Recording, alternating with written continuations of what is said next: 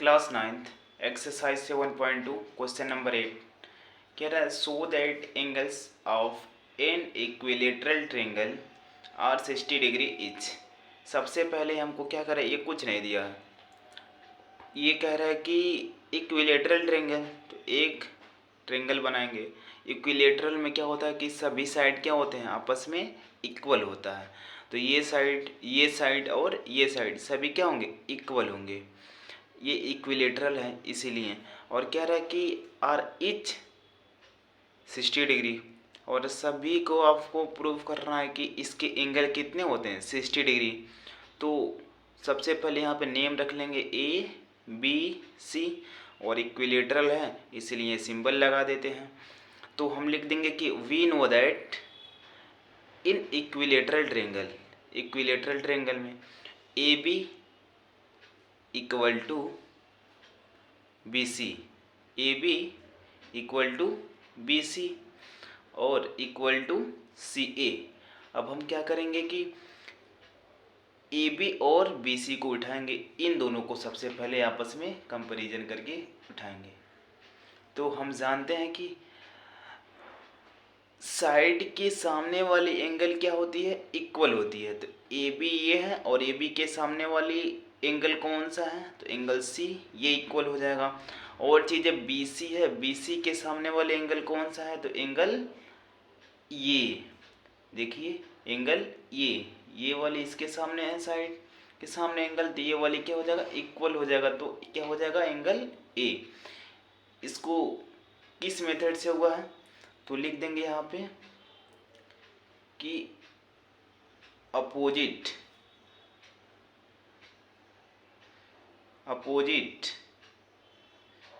Side to angle, opposite side to angle in triangle are equal. क्या कि opposite side to angle in triangle are equal. तो इसको मान लेते हैं क्या, इक्वेशन नंबर फर्स्ट। अब फिर से अब इन दोनों को आपस में क्या करेंगे, हम कंपैरिजन करेंगे कि बी सी इक्वल टू सी ए, लिख देंगे बी सी इक्वल टू सी ए। अब ये क्या है, बी सी के सामने का एंगल क्या हो जाएगा, इक्वल हो जाएगा। बी सी कौन सा है मेरा, तो बी सी ये है, इसके सामने वाला एंगल कौन सा है, ए। तो लिख देंगे एंगल ए इक्वल टू सी ए। तो सी ए के सामने वाला कौन सा है, सी ए। तो एंगल बी कौन सा है, एंगल बी। सी ए ये साइड है, साइड के सामने वाली एंगल कौन सी है, तो ये है। तो ये क्या हो जाएगा, इक्वल हो जाएगा। क्या हो जाएगा, एंगल बी। ये भी इसी मेथड से हो जाएगा कि opposite side to angle in triangle are equal. इसको मान लेंगे इक्वेशन नंबर 2।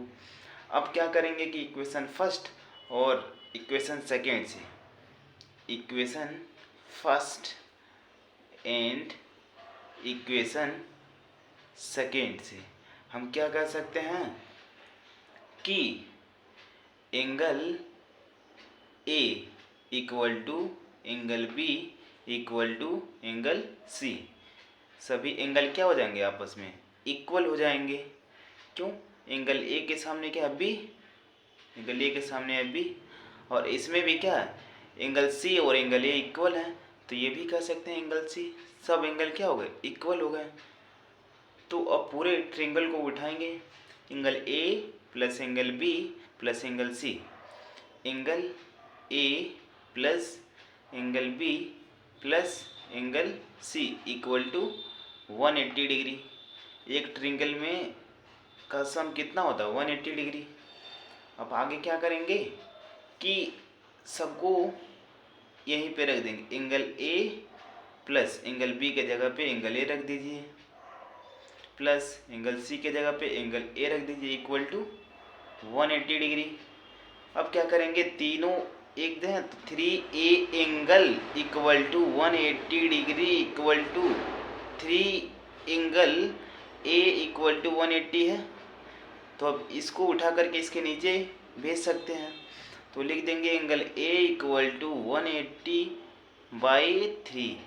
अब ये क्या हो जाएगा, काट देंगे तो कितना हो जाएगा, 3 6 जा, तो angle A equal to 60 degree.